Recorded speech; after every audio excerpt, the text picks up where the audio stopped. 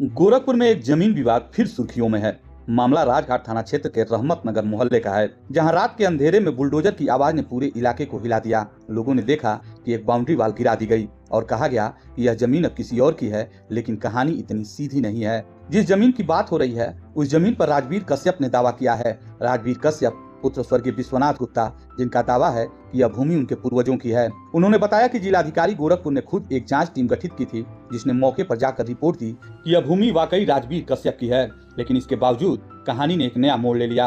राजवीर कश्यप पर ही भूमाफिया होने का आरोप लगा दिया गया। वो व्यक्ति जो अपनी जमीन बचाने की कोशिश कर रहा था, अब खुद आरोपों के घेरे में है। राजवीर कश्यप ने कहा कि विरोधी पक्ष तरुणेश कुमार देव और उसके साथी रातों रात कब्जा करने की कोशिश में जुटे हैं। उनका कहना है कि पहले बाउंड्री तोड़ी गई, फिर ईंटें डाली गई और अब निर्माण कार्य शुरू करा दिया गया है। राजवीर कश्यप ने प्रशासन से कई बार गुहार लगाई। 25 अक्टूबर को उन्होंने पुलिस अधीक्षक नगर को लिखित आवेदन दिया। पुलिस हेल्पलाइन 112 पर कॉल भी किया, लेकिन कार्रवाई के नाम पर सब कुछ ठंडा पड़ा रहा। इस बीच पीड़ित परिवार पर दबाव भी बढ़ता गया। राजवीर का आरोप है कि उन्हें धमकाया गया कि अगर जमीन पर पैर रखा तो अंजाम बुरा होगा। इन धमकियों के बीच भी उन्होंने उम्मीद नहीं छोड़ी, क्योंकि उन्हें भरोसा था कि प्रशासन न्याय करेगा। लेकिन अब हालात ऐसे हैं। लेकिन इसी बीच उन्हें एक संगठन का साथ भी मिला, पूर्वांचल सेना ने इस मामले को खुलकर उठाया है।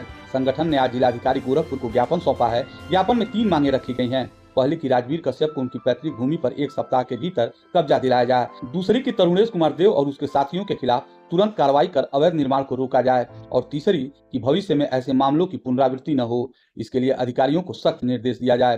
पूर्वांचल सेना का कहना है कि अगर जल्द कार्रवाई नहीं हुई तो संगठन सड़कों पर उतरेगा, धरना और प्रदर्शन होगा और उसकी जिम्मेदारी प्रशासन की होगी। यह मामला अब सिर्फ एक जमीन का नहीं रहा। यह सवाल है कि क्या गोरखपुर में कानून का डर अब खत्म हो चुका है? क्या आम आदमी अपनी ही जमीन पर असहाय होकर खड़ा रहेगा, जबकि गुंडे और दबंग खुलेआम कब्जा करते रहेंगे? रहमत नगर की गलियों में अब सन्नाटा है, लेकिन उस सन्नाटे के पीछे दबा है एक परिवार का दर्द, जिसे अपने ही पैतृक जमीन पर खड़ा होने की इजाजत नहीं। राजवीर कश्यप आज भी उम्मीद लगाए बैठे हैं कि प्रशासन एक दिन उनकी सुनेगा, कि वह रिपोर्ट जो पहले उनके पक्ष में आई थी उसका सम्मान किया जाएगा और कि उनके हक की जमीन पर अब किसी और की दीवार नहीं उठेगी। फिलहाल नजरें अब जिलाधिकारी गोरखपुर पर है। क्या वे न्याय करेंगे या फिर एक और नागरिक सिस्टम की चुप्पी में खो जाएगा?